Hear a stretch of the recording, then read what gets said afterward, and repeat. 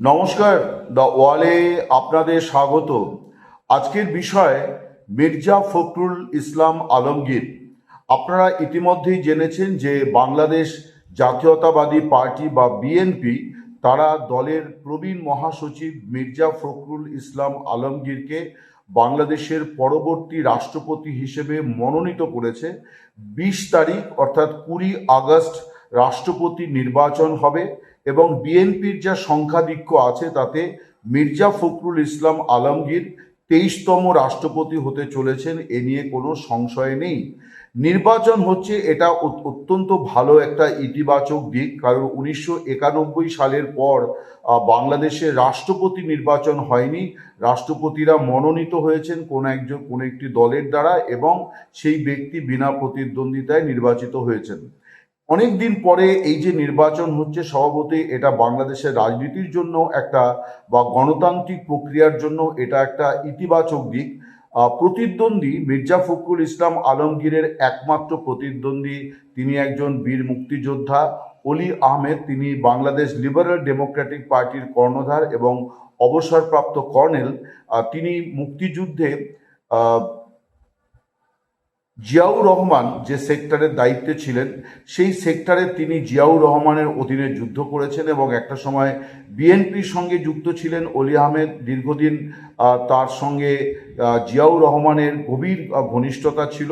সেগুলি সবই অতীত। পরবর্তীকালে তিনি নিজে একটি দল করেছেন। তার দলের খুব একটা যে অস্তিত্ব আছে এমনটি নয়, কিন্তু তিনি 11 দলীয় জোট যেটি জামায়াতে ইসলামীর, সেই 11 দলীয় জোটে অলি আহমেদ ব্যক্তি হিসাবে একজন সম্পদ। তার কারণ জামায়াতে ইসলামী তারা যে বাংলাদেশের নির্বাচনে অংশ নিচ্ছে, প্রেসিডেন্ট নির্বাচনে, সেই দল যারা ইতিমধ্যে জাতীয় সংসদেও ভালো সংখ্যায় উপস্থিতি তারা জাহির করতে পেরেছে বা নিজেদেরকে তার ওই জায়গায় আনতে পেরেছে। এই দল হচ্ছে সেই দল যারা বাংলাদেশের মুক্তিযুদ্ধের বিরোধিতা করেছিল। খুবই তাৎপর্যপূর্ণ যে সেই জামায়াতে ইসলামী জোটের প্রার্থী যিনি একজন বীর বিক্রম খেতাবপ্রাপ্ত মুক্তিযোদ্ধা। ফলে বোঝাই যাচ্ছে যে অলি আহমেদ, যার দলের কোনো তেমন একটা অস্তিত্ব নেই, ব্যক্তি হিসেবে তিনি অত্যন্ত সজ্জন ব্যক্তি, নিষ্কলঙ্ক ব্যক্তি। তাকে জামায়াতে ইসলামী ব্যবহার করছে তাদের নিজেদের স্বার্থে, যে তারা দেখাতে চাইছে যে তারা একজন মুক্তিযোদ্ধাকে রাষ্ট্রপতি পদ নির্বাচনে প্রার্থী করেছে। কারণ জামায়াতে ইসলামী এখনো পর্যন্ত কিন্তু মুক্তিযুদ্ধের বিরোধিতার জন্য তারা ক্ষমা চায়নি। ফলে বোঝা যাচ্ছে যে এটা তাদের একটা চতুর কৌশল যে তারা একজন মুক্তিযোদ্ধাকে এই নির্বাচনে প্রার্থী করেছে। কিন্তু মির্জা ফখরুল ইসলাম আলমগীর তিনি নথিভুক্ত মুক্তিযোদ্ধা না হলেও মুক্তিযুদ্ধের সময় তিনি তরুণ মির্জা ফখরুল ইসলাম আলমগীর ভারতের তৎকালীন পশ্চিম দিনাজপুর বা এখন যেটাকে আমরা দক্ষিণ দিনাজপুর বলি, সেই এলাকায় এসেছিলেন এবং তখন তিনি একটি বামপন্থী রাজনৈতিক দলের ছাত্র সংগঠনের সদস্য ছিলেন। আওয়ামী লীগের সঙ্গে তার সম্পৃক্ততা তখনও ছিল না, আর পরবর্তীকালে তো প্রশ্নই ওঠে না। তিনি যবে থেকে সক্রিয় রাজনীতি করছেন সেই সক্রিয় রাজনীতিতে তিনি বিএনপিতেই আছেন। ফলে মুক্তিযুদ্ধের সময় তিনি ভারতে এসেছিলেন, প্রশিক্ষণ নিয়েছিলেন, কিন্তু তিনি কখনোই নথিভুক্ত মুক্তিযোদ্ধা হিসেবে তার নাম নথিভুক্ত করেননি। ফলে তাকে মুক্তিযোদ্ধা বলাও হয় না বাংলাদেশে। কিন্তু মুক্তিযুদ্ধের চেতনা বা মুক্তিযুদ্ধের পক্ষের শক্তি হিসেবে যে মানুষগুলিকে বাংলাদেশে চিহ্নিত করা হয়, মির্জা ফখরুল ইসলাম আলমগীর অবশ্যই তাদের অগ্রগণ্য। আরও একটি যে বিষয়, মির্জা ফখরুল ইসলাম আলমগীরকে যে তারেক রহমান প্রধানমন্ত্রী তথা বিএনপির চেয়ারম্যান প্রেসিডেন্ট পদের জন্য বেছে নিলেন, এই সিদ্ধান্তটি কিন্তু বাংলাদেশের আজকের রাজনীতিতে একটা বলা চলে যে একটা বিপরীত স্রোত এবং বলা যায় যে একটা কি বলা যায় যে একটা অত্যন্ত আনন্দদায়ক একটা বা স্বস্তিদায়ক বাতাস বলা যেতে পারে। তার কারণ মির্জা ফখরুল ইসলাম আলমগীর তিনি বাংলাদেশের রাজনীতিতে অত্যন্ত সজ্জন একজন ব্যক্তি হিসেবে পরিচিত এবং দলের প্রতি তার যে দায়বদ্ধতা, একনিষ্ঠতা, এই বিষয়গুলি কিন্তু প্রশ্নাতীত। তিনি অনেকগুলি পরীক্ষায় উত্তীর্ণ একজন নেতা, তিনি সেই নেতা যিনি দলের জন্য অনেক ত্যাগ স্বীকার করেছেন। আমরা সবাই জানি যে বিএনপি আওয়ামী লীগের যে শেখ হাসিনার যে পর্বটি বিগত 15-16 বছর, ওই সময়টিতে বিএনপি, যারা বাংলাদেশের 3বারের শাসক দল, তারা খুবই খারাপ পরিস্থিতির মধ্যে পড়েছিল নেতৃত্বজনিত কারণে। 17 বছর তারেক রহমান, বর্তমান চেয়ারম্যান তথা প্রধানমন্ত্রী, তিনি ইংল্যান্ডে ছিলেন। তার রাজনৈতিক এবং কিছু ব্যক্তিগত বিষয়ে যে তাকে দেশ ত্যাগ করতে হয়েছিল। তার মা খালেদা জিয়া, তিনিও একটি মামলাতে জেলবন্দি ছিলেন, পরবর্তীকালে গুরুতর অসুস্থ হয়ে তিনি গৃহবন্দী হন এবং তারপরে তিনি একটা পর্যায়ে দীর্ঘদিন তাকে হাসপাতালে অথবা বাড়িতেই মোটামুটি চিকিৎসার মধ্যে তিনি ছিলেন, শয্যাশায়ী ছিলেন। ফলে একটা খুব খারাপ পরিস্থিতির মধ্য দিয়ে কিন্তু বিএনপি গিয়েছে। কিন্তু লক্ষণীয় যে বিএনপির এই ক্রাইসিসে মির্জা ফখরুল ইসলাম আলমগীর অত্যন্ত অত্যন্ত গুরুত্বপূর্ণ ভূমিকা পালন করেছেন। দলকে অটুট রাখা এইটা একটা বড় চ্যালেঞ্জ, এবং বিশেষ করে খালেদা জিয়ার মতো নেত্রী, তিনি যখন শয্যাশায়ী, তার পুত্র তিনি লন্ডনে, তিনি ভার্চুয়াল মারফত যোগাযোগ রাখতেন, টেলিফোনে যোগাযোগ রাখতেন, কিন্তু মাঠে ময়দানে রাজনীতি এবং জেল জুলুম যেগুলো সহ্য করতে হয়েছে সেগুলি কিন্তু মির্জা ফখরুলকে করতে হয়েছে। এবং তার মুখ চেয়ে দলের অনেক নেতা কর্মী তারা জেলে গিয়েছেন, তারা অত্যাচার ভোগ করেছেন। কিন্তু এই সময়টাতে সামনের সারিতে যিনি শারীরিকভাবে নেতৃত্ব দিয়েছেন তিনি কিন্তু মির্জা ফখরুল ইসলাম আলমগীর। ফলে তাকে আজকে যখন রাষ্ট্রের সাংবিধানিক কর্ণধার করার সিদ্ধান্ত তারেক রহমান নিয়েছেন, এর মধ্যে একটা খুব ইতিবাচক দিক হচ্ছে যে একজন রাজনীতিবিদকে তিনি দেশের রাষ্ট্রপতি করলেন। তার কারণ বাংলাদেশের রাষ্ট্রপতির পদ এবং ভারতের রাষ্ট্রপতির পদের মধ্যে অনেকটাই মিল আছে। রাষ্ট্রপতি সেই অর্থে কোনো ক্ষমতা নেই, তাদেরকে বলা হয়ে থাকে চমকপ্রদ শূন্য, কিন্তু ব্যক্তি বিশেষ অনেক সময়তেই কিন্তু গুরুত্বপূর্ণ ভূমিকা পালন করতে পারেন। ফলে মির্জা ফখরুল ইসলামের মতো একজন দক্ষ রাজনীতিবিদ এবং যার দীর্ঘ ত্যাগ তিতিক্ষা আছে দেশের জন্যে, দলের জন্যে, তেমন একজন ব্যক্তিকে রাষ্ট্রপতি করাটা কিন্তু অত্যন্ত বলা যায় যে কুশলী এবং প্রশংসনীয় একটি সিদ্ধান্ত। এবং বাংলাদেশের মানুষ, আমি কথা বলে দেখছিলাম যে মানুষ দল নির্বিশেষে মানুষ কিন্তু মানে খুশি।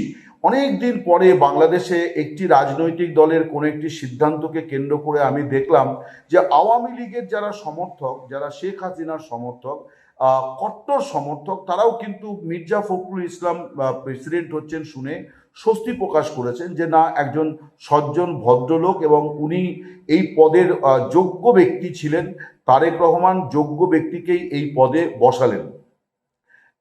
আরও একটা কারণে এই সিদ্ধান্ত তাৎপর্যপূর্ণ এই জন্যে যে অনেকেই খুব দুশ্চিন্তায় ছিলেন, আতঙ্কে ছিলেন যে মোহাম্মদ ইউনূস, তাকে মার্কিন যুক্তরাষ্ট্র তার হয়ে ব্যাটিং শুরু করেছিল, চাপ সৃষ্টি করছিল যে তাকে প্রেসিডেন্ট করতে হবে। শেষ পর্যন্ত তারেক রহমান যে সেই চাপ উপেক্ষা করে দলের এই প্রবীণ প্রাজ্ঞ এবং মানে একাধিক মানে সংকটময় মুহূর্তে নেতৃত্ব দিয়ে দলকে রক্ষা করার জন্যে যার বিরাট অবদান এবং কৃতিত্ব, সেই মির্জা ফখরুলকে রাষ্ট্রপতি পদের জন্য মনোনীত করেছেন। এটাও কিন্তু তারেক রহমানের একটা কি বলবো যে সাহসী প্রশাসনিক এবং রাজনৈতিক সিদ্ধান্ত। কারণ মোহাম্মদ ইউনূস, যাকে বাংলাদেশের মানুষ সুদখোর ইউনূস বলতেই পছন্দ করেন, অধিকাংশ মানুষ তাই বলেন, তার 18 মাসের যে জমানা, অন্তর্বর্তী সরকারের যে জমানা, আমার মতে সেটা বোধহয় বাংলাদেশের স্বাধীনতা পরবর্তী এযাবৎ সময়ের মধ্যে সবচেয়ে অন্ধকারময় একটি দিক সময়। এই 1.5 বছর, যে 1.5 বছর বাংলাদেশকে বলা যায় যে ওই ভূখণ্ডকে প্রায় 150 বছর পিছিয়ে দিয়ে গেছে মোহাম্মদ ইউনূসের জমানা। সেই ইউনূস এখন যদি রাষ্ট্রপতি পদে বসতেন তাহলে সত্যি বাংলাদেশের মধ্যে যে চরম অশান্তি তৈরি হতো, পদে পদে সরকার এবং রাষ্ট্রপতির অফিসের সঙ্গে বিবাদ বাধত, এ নিয়ে কোনো সন্দেহ নেই। ফলে তারেক রহমান শেষ পর্যন্ত যে মার্কিন চাপের কাছে নতি স্বীকার করলেন না, এটা অবশ্যই প্রশংসনীয় একটি সিদ্ধান্ত। এই যে মির্জা ফখরুল ইসলামকে তিনি যে করলেন, এখান থেকে আরও একটি বার্তা গেল, যেটা সব রাজনৈতিক দল যারা গণতন্ত্রে বিশ্বাস করে তাদের জন্য এইটা একটা গুরুত্বপূর্ণ বার্তা যে দলের জন্য, দলের বিপদ আপদে যারা জান বাজি রেখে, জীবন বাজি রেখে, নিজের স্বার্থকে বাজি রেখে কাজ করবেন, তাদের যদি এইভাবে পুরস্কৃত সম্মানিত করা হয় তাহলে সব দলেরই কিন্তু রাজনীতি রক্ষা পায়। আমরা দেখেছি যে আওয়ামী লীগে কিন্তু সম্পূর্ণ বিপরীত দুটি সিদ্ধান্ত আছে। জিল্লুর রহমান আওয়ামী লীগের জমানায়, শেখ হাসিনার জমানাতে রাষ্ট্রপতি হয়েছিলেন 2009-এ। তিনিও কিন্তু বাংলাদেশের রাজনীতিতে একজন বরেণ্য ব্যক্তি ছিলেন। প্রয়াত জিল্লুর রহমান পুরো টার্ম রাষ্ট্রপতি পদে থাকতে পারেননি। তিনি চারবার, মোট 4 দফায় আওয়ামী লীগের সাধারণ সম্পাদকের দায়িত্ব পালন করেছেন এবং 2007-এর তত্ত্বাবধায়ক সরকারের সময় যখন শেখ হাসিনা জেলে ছিলেন এবং শারীরিক অসুস্থতার কারণেও প্রায় 1.5 থেকে 2 বছর ভারপ্রাপ্ত সভাপতির দায়িত্বও কিন্তু জিল্লুর রহমান পালন করেছেন।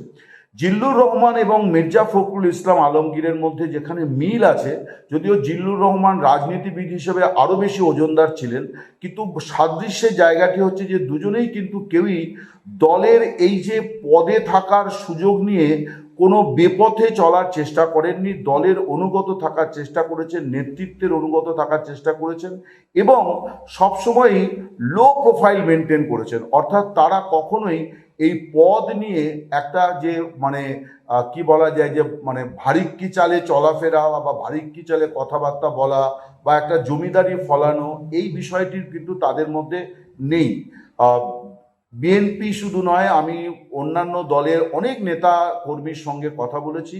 মির্জা ফখরুল ইসলাম আলমগীরকে সকলেই কিন্তু শ্রদ্ধা করেন রাজনীতিবিদ হিসেবে এবং তার এই গুণাবলীর জন্য আরও বেশি শ্রদ্ধা করেন যে তিনি এই পদের ক্ষমতাকে কখনো ফলাও করেন না এবং তিনি অত্যন্ত নমনীয় একজন ব্যক্তি। তার বাক সংযম আছে, যেটা ঠিক তার বিপরীতে আওয়ামী লীগের সাধারণ সম্পাদক ওবায়দুল কাদেরের ক্ষেত্রে যেটা জিরো, সেটা অন্তত মানে মির্জা ফখরুলের ক্ষেত্রে অন্তত 90-এর কাছাকাছি। এবং বাংলাদেশের রাজনীতিতে তিনি অনেকটাই বিরল একজন রাজনীতিবিদ, যে যারকে এক কথায় বলা যায় যে একজন সজ্জন ব্যক্তি। তারেক রহমান এইরকম একজন ব্যক্তিকে যে রাষ্ট্রপতি করার সিদ্ধান্ত নিয়েছেন, সেটা এই কারণেই ভালো যে এটা গণতন্ত্রের জন্যও ভালো। এটা ঠিক যে আওয়ামী লীগ এবং বিএনপির শীর্ষ নেতৃত্ব পরিবার ভিত্তিক, কিন্তু তার বাইরেও বাকি যে পদগুলি, সেই পদগুলিতে যে গুরুত্বপূর্ণ ব্যক্তিদের দেওয়ার যে সিদ্ধান্ত, যেমন শেখ হাসিনা খুব সঠিক সিদ্ধান্ত নিয়েছিলেন জিল্লুর রহমানকে রাষ্ট্রপতি করে। তার কারণ তার যে অবদান, তার যে ত্যাগ তিতিক্ষা, তাতে এইটা তার প্রাপ্য ছিল এবং এটা তিনি একজন যোগ্য ব্যক্তিও ছিলেন ওই পদের জন্যে। তার সময়তে তিনি রাষ্ট্রপতি হিসাবে কিন্তু যথেষ্ট দাগ কেটেছিলেন এবং তিনিও বাংলাদেশে শুধু আওয়ামী লীগ নয়, আওয়ামী লীগের বাইরেও তার একটা জনপ্রিয়তা ছিল।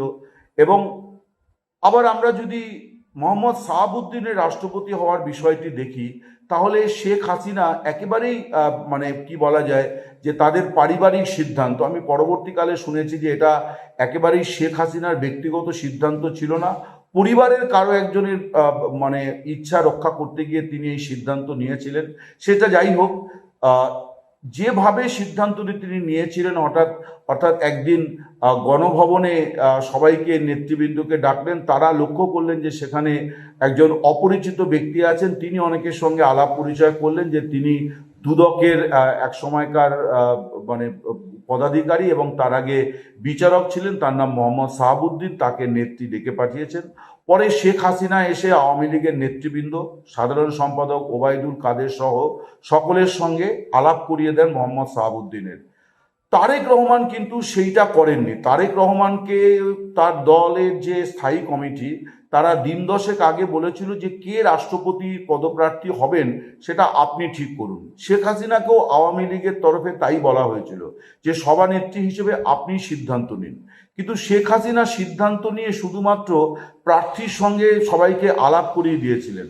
তারেক রহমান কিন্তু সেই জায়গাতে আরও একটি ভালো সিদ্ধান্ত করেছেন যে তিনি আজকে একটি বৈঠক করেছেন। সেই বৈঠকে তিনি শীর্ষ নেতৃত্বের কাছে তার প্রস্তাবিত নামটি পেশ করেন এবং তিনি ব্যাখ্যা করেন যে কেন তিনি এই সিদ্ধান্ত নিয়েছেন এবং সর্বসম্মতভাবে, অর্থাৎ দলের স্থায়ী কমিটি সকলে মিলে একমত হয়ে মির্জা ফখরুল ইসলাম আলমগীরকে রাষ্ট্রপতি করার সিদ্ধান্ত নেয় এবং তিনি তো রাষ্ট্রপতি হবেন, 23তম রাষ্ট্রপতি। তার কারণ এটা ঠিকই যে নির্বাচন হচ্ছে, এটা ইতিবাচক, কিন্তু তা মির্জা ফখরুলের জয় নিশ্চিত।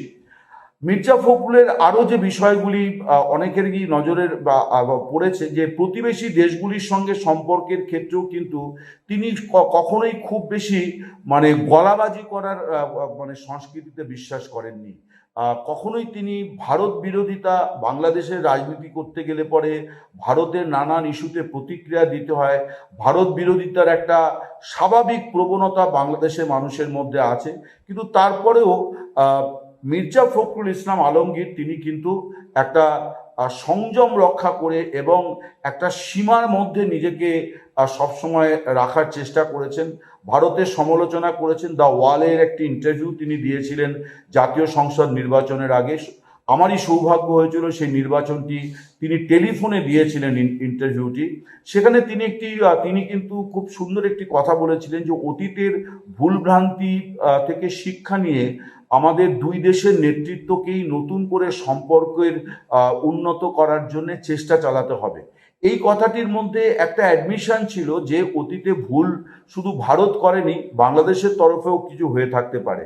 অর্থাৎ এই যে এইখান থেকে একজন মানুষকে বোঝা যায় যে তিনি সবটাই দোষারোপে বিশ্বাস করেন না। তিনি খানিকটা ত্রুটি সংশোধনের কথাও তিনি কিন্তু ওই সাক্ষাৎকারে বলেছিলেন যে অতীতে যদি কোনো ভুলভ্রান্তি হয়ে থাকে তাহলে দু দেশকেই সেটা শোধরাতে হবে। আরও যে কারণে মির্জা ফখরুলের বিষয়টি নিয়ে বাংলাদেশে খুবই আলোচনা হচ্ছে, এবং এটা ঠিক যে বাংলাদেশ মিডিয়ার একটা বড় অংশ তারা আগাম লিখেছিল। ওয়ালে আমি প্রায় 6 মাস আগে লিখেছিলাম যে বাংলাদেশের পরবর্তী রাষ্ট্রপতি হিসেবে, এবং সেই আমার একটি ভিডিও আমি বঙ্গভবন অর্থাৎ রাষ্ট্রপতি ভবন, ঢাকার রাষ্ট্রপতি ভবনের বাইরে দাঁড়িয়ে আমি করেছিলাম। সেখানে আমি বলেওছিলাম যে 3-4টি নাম আলোচনায় আছে, কিন্তু অবশ্যই তাদের মধ্যে 1 নম্বরে হচ্ছেন মির্জা ফখরুল ইসলাম আলমগীর।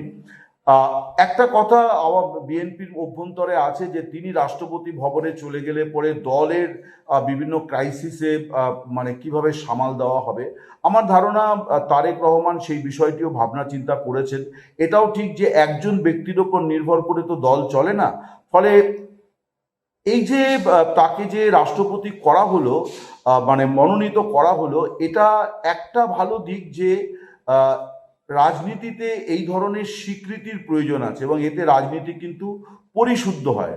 বাংলাদেশের রাজনীতির জন্যে আমি বলবো যে বিগত সেই 5 আগস্টের পর থেকে বাংলাদেশের রাজনীতিতে যে অস্থিরতা, অনিশ্চয়তা, আশঙ্কা, উৎকণ্ঠা চলছে, তার মাঝখানে আজকে বৃহস্পতিবার 13 আগস্ট একটা কিন্তু ভালো খবর বাংলাদেশের মানুষ পেয়েছেন যে মির্জা ফখরুল ইসলাম আলমগীরের মতন একজন ব্যক্তি রাষ্ট্রপতি হতে যাচ্ছেন।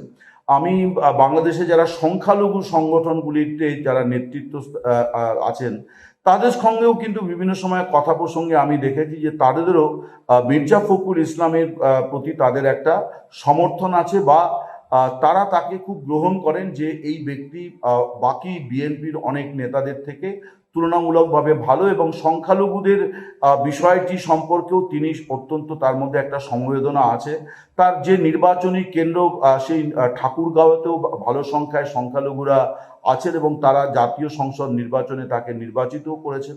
তারাও প্রত্যাশা করেন যে মির্জা ফখরুল ইসলাম আলমগীর রাষ্ট্রপতি হওয়ার পরে সংখ্যালঘুদের বিষয় আশয়গুলি সম্পর্কে সরকারকে উপযুক্ত পরামর্শ দেবেন। বাংলাদেশের রাষ্ট্রপতির পরামর্শ দেওয়ার অধিকার আছে, অবাধ অধিকার আছে, তিনি সেটা দেবেন। কিন্তু সব মিলিয়ে যেটা আমার বলার, যে শেষ করতে চাই এই কথাটা বলে যে অনেকদিন পরে সত্যি সত্যি বাংলাদেশের মানুষ রাজনীতির মানে অঙ্গন থেকে একটি ভালো খবর পেলেন। নমস্কার, শুভরাত্রি, সকলে ভালো থাকবেন।